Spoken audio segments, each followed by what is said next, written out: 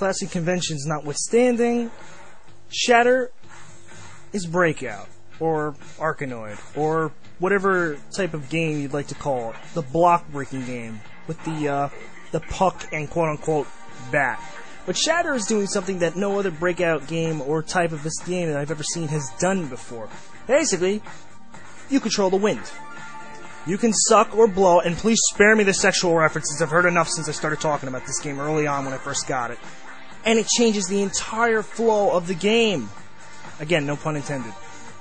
Basically, instead of just bouncing the puck, or as I'm going to call it, ball, because it looks like a goddamn ball, bouncing the ball back and forth, you can now control the flow of the gameplay more in depth than you ever could before, by actually changing and altering the paths in real time. However, it can be a little tricky at first, a little daunting. What you're looking at here is some early gameplay footage of me first putzing around with this game.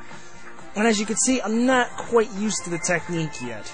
Even though I've been explained 100 times to use it to bend it to my will, it's still a little tricky, and it's something new.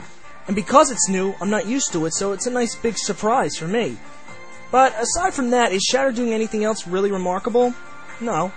What it is doing, however, is, for the $8 it'll cost you on the PSN, or PlayStation Network, for those not aware of what that means, you get this awesome game with amazing music, great visuals, and that classic sentiment of old school with a new school look and feel to it.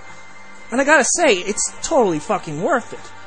As you make your way through the single-player portion of the game, you'll start to notice new elements, such as blocks that if you hit them, they launch, blocks that break in multiple directions, blocks that come at you. They're constantly varying up the atmosphere and environments, including the level designs themselves, so that nothing feels too rehashed or overdone to death. And at the same time, it manages to give you a feel like, well, I'm making progress and things are getting harder, which is very cool, especially in this day and age where nothing progresses and nothing gets harder after a certain point because the developers got too fucking lazy to actually try to do anything interesting with their time after, like, let's say 3 hours or so.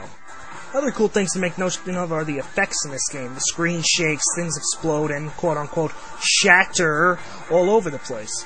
But controlling the wind is another objective point I have to point out here because sometimes it can make things a little too easy at points, I think. Right now I have Maneuver Ball on 2 different balls, and as you can see, I'm maneuvering them very well and very quickly around different barriers. I understand that's the whole purpose of them, but in a game that probably you can beat, let's say, in 5 hours, this is making it a little too easy, so you may want to lay off on using your ability until you really feel like using it. Or you could abuse it. Either way, the developers have given you that choice. And the levels are designed well enough to be challenging even if you do these tricks. However, bar none, the coolest thing about this game, aside from the whole setup already, is one last little thing I want to mention before I end this review. And that cool feature is boss fights. Now the music gets all epic and you get to take out these fucking things. And let me tell you, taking some of them out later on is difficult. I'm only showing the beginning of this game. I don't want to spoil anything for those who actually do decide to pick it up. But let me just say this. The bosses in the last 2 levels are insane. And I'm also introducing you to my favorite ability. You press triangle or hold it in, one of the two, and you unleash a fury. And you get that ability and the shield ability by sucking in all these points that you keep seeing flying towards me. But yeah, taking out these bosses is nothing short of epic, and it is a ton of fun to do. And once you get really good at the game, you could fuck these things up royally. As you see me doing right here. And then when it's all over, they explode into a million pieces. And bonus stage. So we've got all the conventions of old school, and we've got the bonus level. That gets increasingly difficult to the point where only an insane person could possibly proceed past a certain amount of these refractions. And this whole game just literally lives and breathes old school meets new school, and I highly, highly recommend this game.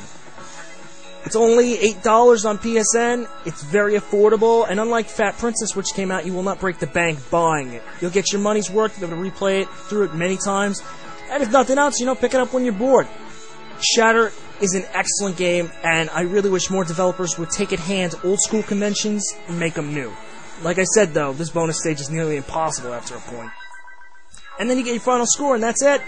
This game is all about score, increasing your score, and playing against the board. And believe me, there's some people on there with high scores.